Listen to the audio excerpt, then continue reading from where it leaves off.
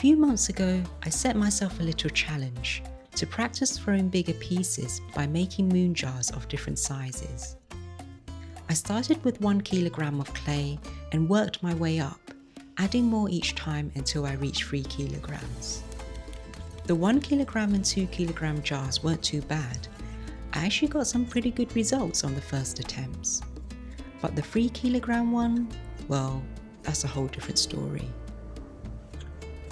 Over the summer, I've seen a lot of growth in my pottery skills, from refining my black apples to teaching myself how to pull handles and making my first batch of mugs.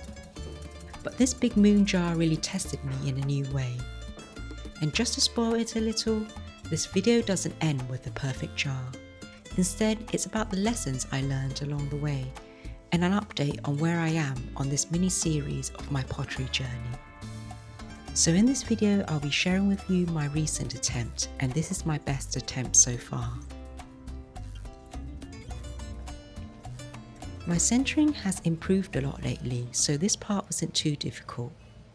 The only thing to look out for is when coning up, as the clay can easily come off center, so moving your hand slowly is really important.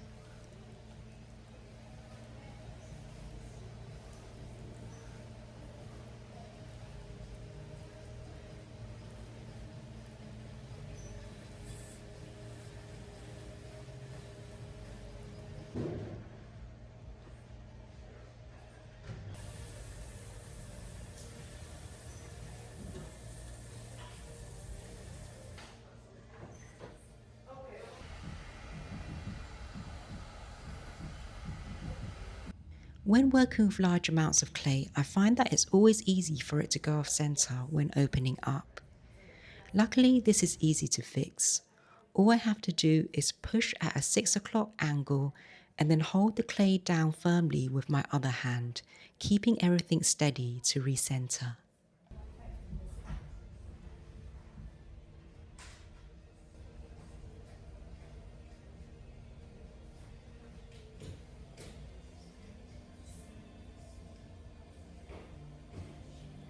I've tried a couple of pulling techniques, and the best one that works for me is pulling up with your palm. This gives it a bigger surface area, so it seems to be easier when lifting up large amounts of clay.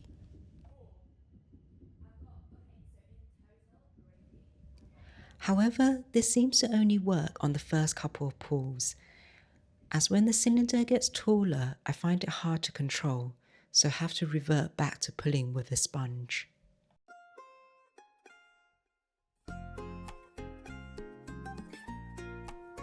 This whole pulling stage seems to go on forever. I think it was a total of 1 to 2 hours, which sounds mad. I definitely need to try and speed up the process because the walls will get weaker over time, and I'm also scraping off a lot of clay in the process.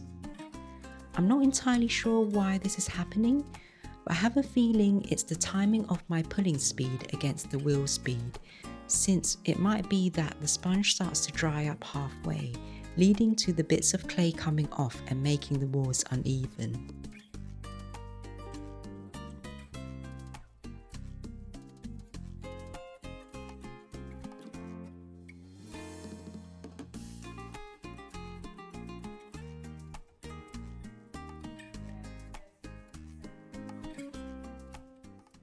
Oh, and another thing, air bubbles.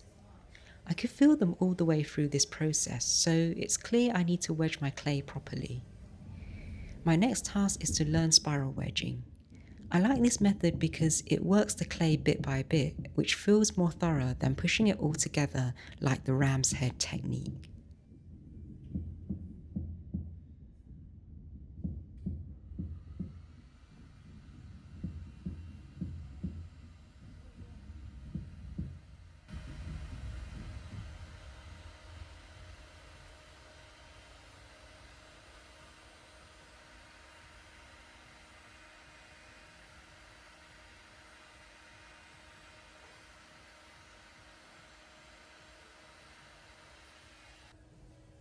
Then it was time to shape the moon jar for another hour or so. This part was tough. Between the air bubbles and the walls turning uneven, It felt like a constant battle. And as every potter knows, clay has memory. So once those mistakes set in, it definitely wasn't fun.